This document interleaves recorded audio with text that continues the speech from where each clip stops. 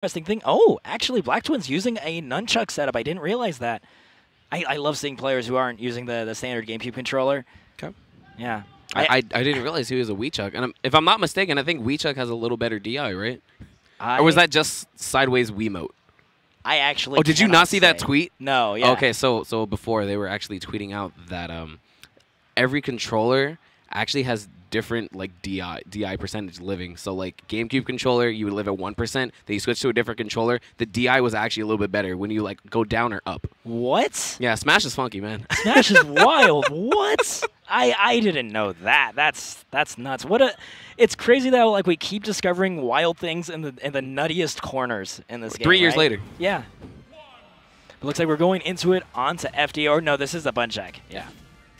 No, like we said before, you definitely got to make sure your buttons are ready. There is no pause and there's no redos because like sometimes you don't use that specific button till like a minute into the match and it's not working. You're like, crap, this is the wrong option. Then basically you have to give up the game right there. You have to find it within like the first 5 seconds or do a button check. It's always safe to just do the button check, even if it takes you literally like 2 seconds and you want to check one button. Oh, absolutely. This is the Genesis 5 main stage. Like you want to make sure you're putting forward your best performance, especially given that it's a 2 out of 3. You don't have room for any sort of errors, especially ones that aren't even due to your opponent outplaying you. No, exactly. But here we go.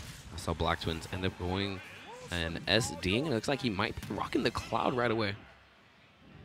All right, yeah. I mean, I assume they already did their blind double pick, because otherwise that would be really awkward to each go into the the button check and then change your character. Both of them just switch the character. You know what? I don't want to use a character that I would kind of just warmed up with. I'll use the other one. I mean, judging by the stages that are left open, yeah, Wonderbread is definitely rocking the Mac because he left Lilat and Town and City as the remaining 2 stages. Looks like we're going to be going to Lilat, of course. Not a terrible stage for Mac, all things considered. Yes, there are platforms, but the thing is, he's going to not have the worst time reaching up to those platforms. I know he can cover them with the Little Mac up smash as well. So of the stages to try to platform camp on, definitely not the best choice. But it is going to be difficult for Wonderbread to get a lot going, especially against the Cloud here on Lilat, as you're already hinting at with the platform. It's going to be very difficult for him to go ahead and land and already off stage. Lost his jump somewhere. I don't know.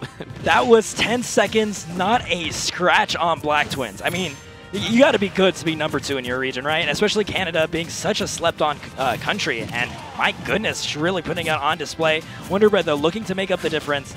Keeping his composure, too, right? Trying to space out, doing that nice weave right there into the F smash. 85% already onto Blacktwins. I mean, so far here on Wonderbread's second stock, I just love the fact that he's being so aggressive. He understands that Blacktwins, yes, he's going to be landing with one of these aerials, immediately tossing off those smash attacks, because 1, the super armor. 2, a lot of times he can go ahead and beat it out, and look at that. The down smash and the tilt of Lilat actually making it very difficult. Oh, did you see that? He left enough holes between those jabs to have the space for Blacktwins to use his limit, and then he jabbed him out of the limit move, and that is stage awareness right now, using the Jolt Haymaker to glide along the underside of Lilat's wing. JPEG, I'm going to tell you this right now, I SD'd like 5 times in that situation. I would not be surprised if Wonderbread used to SD, and then he went into the lab, and now he doesn't SD anymore. Well, here we go. Second stock for both of these players. I mean, Wonderbread trying to just get ahead of steam, put himself back into this game. The pressure that he's putting on with these perfect pivots and then occasionally tossing in an up tilt as they go in on the back of Blacktwins' shield, really making things uncomfortable for him. And no fear from Wonderbread at that, going with a lot of these grabs and just reading the landing of Blacktwins. But here we go, a couple of neutral airs already out. Forward smash is going to do it. Blacktwins gets himself on the board first. Yeah, making sure to cover that entire side of the ledge, backing off just in time. I mean, he did a great job carrying that string from one side of Lilat to the other, calling out the tech in place with that second nair, which also then covered the entire platform anyway, so he gave himself great odds, forcing Wonderbread off stage and then getting just the right edge guard. Yep, and Wonderbread is going to be sticking with the Little Mac and Town and City, coming to no surprise. Town and City as the stage. As the stage, yeah. He's already highlighting it. So I'm assuming that's where we're going. Yeah, you're right. You're right. He's just thinking over the last game, as we see a lot of these players do as we're reaching the end of pools, right? Like these are the players who take competition very seriously, and when you're dealing with a best-of-3 set, sit down, really assess what you're going to do before moving forward. Exactly, and at the same time, I mean, you can go ahead and look at that first game. If Blacktwins didn't get that stock within the first 10 seconds, really, the way that Wonderbread was playing with his second stock, it basically went to last hit. Yes. To an extent. Yeah. So now, if he's able to go ahead and hold on to both of his stocks, he's going to be in a great position to possibly even take this game.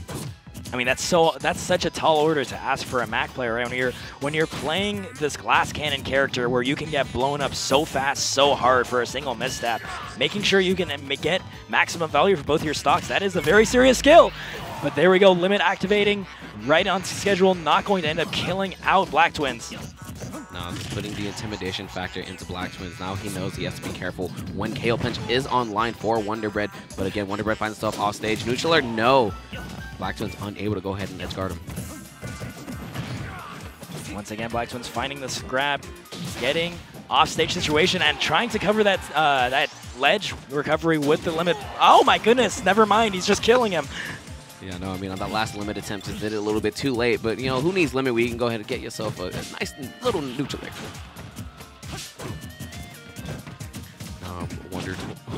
Wonderbread really struggling to get anything going so far. Blacktwins immediately has just adapted to the fact that when he was landing very aggressively with those options, Wonderbread was just hitting him with a lot of these smash attacks. And like, well, I do appreciate the neutral that Wonderbread is playing, right? He's relying a lot on movement. He's going to whiff punish Cloud, and it ends up working because Mac has the speed of his attacks and the speed of his movement to actually get in fast enough.